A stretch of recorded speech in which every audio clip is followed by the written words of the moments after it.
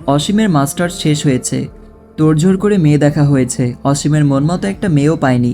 শেষমেশ অসীম বাবার দিকে তাকিয়ে বলেছিল, জীবনে বিয়ে করাটাই কি সব কিছু? বিয়ে না করলে হয় না? বিয়ে নামক প্যারার মধ্যে কে পড়তে চায়? এমনিই তো ভালো আছি। যেদিন আমজাদ শেখ জুতা নিয়ে ধাওয়া করেছিলেন অসীমকে, দৌড়াতে দৌড়াতে বলেছিল, হারামি বদ ছেলে হতচ্ছাড়া, এখন বিয়ে করতে চাইছিস না? পরে তো ঠিকই বলবি আমার বাবা চাচা আমাকে বিয়ে করায়নি, সারা জীবন আমাকে সিঙ্গেল করে রেখেছে। তখন তো অভিশাপ দিবি দিনরাত ধরে। আজকের পর থেকে এই বাড়িতে তোর বিয়ের কথা উঠবে না, কেউ আর তোর বিয়ে নিয়ে মাথা ঘামাবে না। যেদিন যখন যাকে ইচ্ছা বিয়ে করে নিয়ে আসবি, তোকে আর তোর বউকে সদরে গ্রহণ করা হবে। অনন্যা শেখ বলেছিলেন, ও হয়তো কাউকে ভালোবাসে, কিন্তু আমাদের বলতে পারছে না, তাই বিয়ে না করার বাহানা তৈরি করে। অসীম মায়ের দিকে তাকিয়ে বলেছিল, কচু, তোমার ছেলে অতটাও ভালো নয় যে কোনো মেয়েকে ভালোবাসতে যাবে। আমজাদ শেখ জুতো ছুঁড়ে মেরেছিলেন ছেলের গায়ে। এক নাম্বারের বদ ছেলে, যেখানে অন্য ছেলেরা বিয়ে করার জন্য পাগল হয়ে যায়, কলেজে ওঠার আগেই প্রেম করে, অনার্স শেষ করার আগেই বিয়ে করে নেয়, সেখানে এই ছেলে এত বড় হয়েও বিয়ে করতে চায় না। বিয়ে না করার কারণ জিজ্ঞেস করলে বলে, মন মতো মেয়ে পেলে বিয়ে করব। ওর সেই মন মতো মেয়েই পাওয়া যায় না। মেয়ে দেখলে সেই মেয়ের কোনো না কোনো দোষ খুঁজে বের করবেই। খচ্চর ছেলে একটা। অনেক দিন ধরে বাবার বাড়ি যাওয়া হয় না মিলার মা এসেছেন মিলা আর সমুদ্রকে নিজের বাড়িতে নিয়ে যাওয়ার জন্য। মিলা 3 মাসের প্রেগন্যান্ট। বাড়িতে নতুন অতিথি আসার খবরে পুরো বাড়ির সবাই ভীষণ খুশি। আস্তে আস্তে বাড়িটা ভরে উঠেছে। খাওয়া দাওয়া সেরে আছিয়া বেগম, মিলা, সমুদ্র আর সন্ধ্যাকে নিয়ে বেরিয়ে যায় নিজের বাড়ির উদ্দেশ্যে। রাহা, আকাশ, অসীমকেও নিয়ে যেতে চেয়েছিল, তবে আকাশের অফিস আছে আর অসীম বাড়ি থেকে কোথাও যাবে না। আর রাহা তো আকাশকে ছেড়ে জীবনেও যাবে না। আকাশকে ছেড়ে নিজের বাবার বাড়ি যায় না পর্যন্ত। সেই মেয়ে কিনা আকাশকে ছেড়ে ফুপু শাশুড়ির বাড়িতে যাবে, এটা অসম্ভব। অসীম ধ্রুবকে কোলে নিয়ে বসে সোফায়। বিকেল 3টা বেজে গেছে। আজ আর মিলে বা গোডাউনে কোথাও যায়নি। বাবা চাচাকে পাঠিয়ে দিয়ে নিজে বাড়িতে বসে থেকে গায়ে হাওয়া লাগাচ্ছে। ধ্রুবর মুখের দিকে তাকিয়ে বলে, আব্বা তুই বড় হইস না কিন্তু। ধ্রুব আদবুলিতে বলে, কেন? বড় হইলেই বিয়ে করানোর জন্য পুরো গোষ্ঠী তোর পেছনে লেগে যাবে। কেন লাগবে? আল্লাহ বোঝে না, বিয়ে করানোর জন্য লাগবে। বিয়ে করলে কি হয় চাচ্চু? অনেক প্যারা। প্যারা কি বুঝোস না? না, বোঝা লাগবে না। কেন বোঝা লাগবে না? দুপুরে খাইছো আব্বা? হ্যাঁ। ঘুমাইছিলা? না। ঘুমাও তাহলে। ঘুম নাই। কই গেছে? শ্বশুরবাড়ি। এখন একটি অ্যাড চলবে, আপনারা চাইলে স্কিপ করতে পারেন।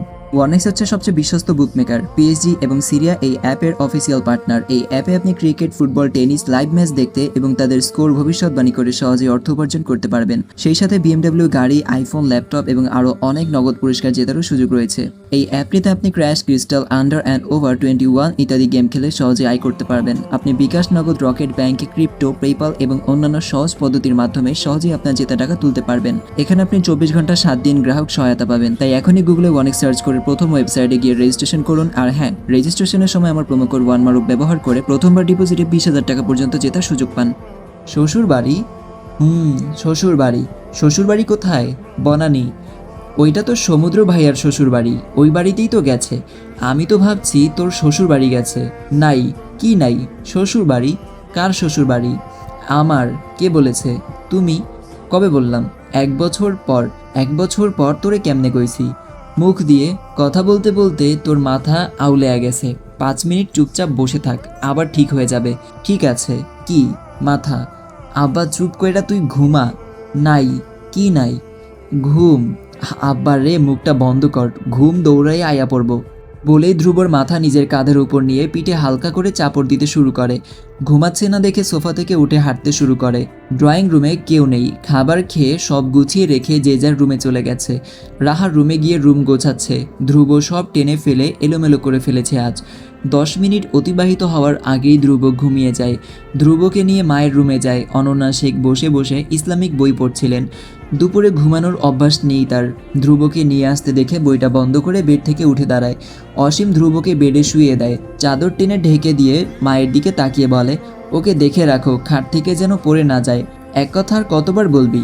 যতদিন না ধ্রুব বড় হচ্ছে। ছোটবেলায় সন্ধ্যাও একদিন পড়ে গিয়েছিল খাট থেকে। তারপর থেকে বাড়িতে থাকলে ওকে আমি পাহারা দিয়েছি দুপুরে ঘুমালে। এক ভুল মানুষ একবার করে, বারবার না। ওকে দেখে রেখো, আমি আসছি। কোথায় যাবি? একটু ঘুরে আসি। কোথাও যাওয়ার প্রয়োজন নেই, গিয়ে ঘুমা। আমি কি ছোট বাচ্চা নাকি এই অবেলায় ঘুমাবো? এই রোদের মধ্যে দৌড়াদৌড়ি করার কি দরকার? যাচ্ছি ঘুমাতে। বিড়বিড় করতে করতে রুম থেকে বেরিয়ে সিঁড়ি বেয়ে উপরে উঠে আসে।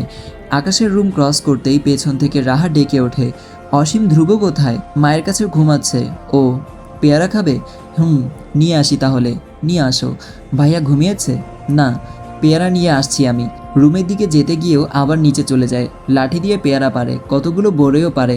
সিজন না থাকলেও 12 মাস বড়ই আর পেয়ারা ধরে। সব নিয়ে উপরে উঠে আসে। আকাশের রুমের ডোর নক করে।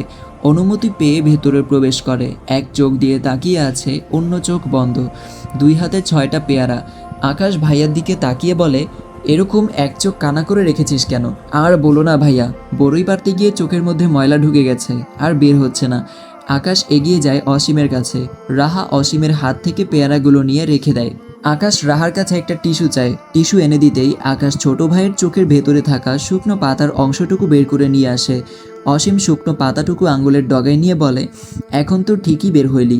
5 মিনিট ধরে বের করতে চাইলাম, তখন বের হইলি না। চোখের ভেতরে খামচে ধরে বসেছিলি। তোকে এসব কে পারতে বলেছে? আমার মন আর মস্তিষ্ক। পাগল হয়েছিস নাকি? হয়তো। অসীম প্যান্টের পকেট থেকে বড়ি বের করে রাহার হাতে দেয়। ডোরের দিকে এগিয়ে যেতে যেতে বলে, এগুলো তোমরা দুজন বসে বসে খাও, আমি বাইরে যাচ্ছি, ফিরতে রাত হবে। বলতে বলতে নিজের রুমের দিকে এগিয়ে যায়। আকাশ রাহার দিকে তাকিয়ে বলে, তোমরা মানুষ দুজন হলেও পেট একটাই, একজনের মনের কথা আরেকজনের পেটে থাকে। অসীম প্রেম করে, তাই না? না, মিথ্যা বলবে না কিন্তু, ওর হাবভাব দেখে মাঝে মধ্যে তাই মনে হয়।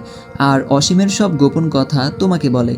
সত্যি সত্যি অসীম প্রেম করে না। আমি ওকে জিজ্ঞেস করেছিলাম, ও সাফ সাফ জানিয়ে দিয়েছে প্রেম টেম করে না। মন মতো মেয়ে পাচ্ছে না, তাই বিয়েতে রাজি হচ্ছে না।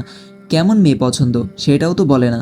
বলবে কিভাবে? অসীম নিজেই তো জানে না কেমন মেয়ে ওর পছন্দ। আকাশ বিড়বিড় করতে করতে বেডে গিয়ে বসে। রাহা দুটো পেয়ারা ধুয়ে নিয়ে আকাশের পাশে বসে। একটা আকাশের দিকে বাড়িয়ে দেয়। ওসব আমি খাবো না, দাঁত টক হয়ে যায়। তোমার ভাই তোমার জন্য এনেছে, তুমিই খাও। পেয়ারা খেলে দাঁত টক হয়? না, হয় না। পানি পর্যন্ত খেতে পারি না টকের কারণে। স্পেশাল দাঁত। আকাশ মুচকি হেসে রাহাকে টেনে বেডে শুয়ে দেয়, তারপর নিজের রাহার উপর ঝুঁকে যায়। 2 দিন পর সমুদ্র, মিলা আর সন্ধ্যা বাড়ি ফিরে আসে।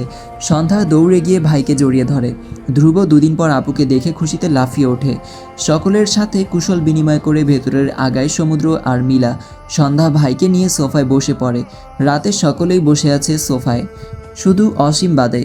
ও এখনও নিজের রুম থেকে বের হয়নি। 20 মিনিট আগেই বাড়ি ফিরেছে। অসীম নিচে নেমে বরাবরের মতো 2 ভাইকে ঠেলে মাঝখানে বসে পড়ে।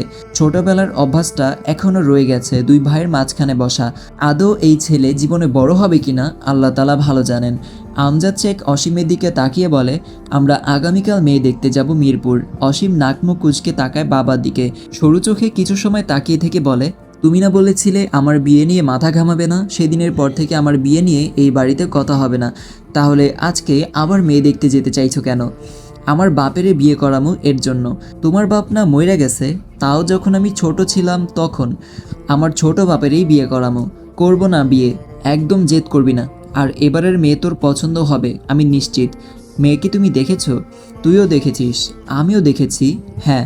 কোথায়? আমাদের বাড়িতে, আরও কয়েক বাড়িতে। কার কথা বলছো বলো তো? মিলার ফুফাতো বোন শিখার কথা বলছি। ওনারা নিজ থেকেই বিয়ের প্রস্তাব পাঠিয়েছেন। শিখা শান্তশিষ্ট ভদ্র একটা মেয়ে, অনার্স শেষ করেছে। আর শিখাও বিয়েতে মত দিয়েছে।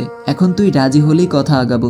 অসীম ভাবুক ভঙ্গিতে তাকিয়ে থেকে বলে, ওই 4 চোখওয়ালা মেয়েটা? সবাই বিস্ফোরিত নয়নে তাকায়। শিখার আবার কবে 4 চোখ হলো? মানুষ তো বরাবরই 2 চোখের অধিকারী হয়। এই বদ ছেলে 4 চোখ কোথায় দেখলো? মিলা অবাক স্বরে বলে, তুই শিখার 4 চোখ কোথায় দেখলি? 4 চোখই তো। কোথায়? কেন? ওর 2 চোখ, আর 2 চোখের উপরে আরও 2 চোখ।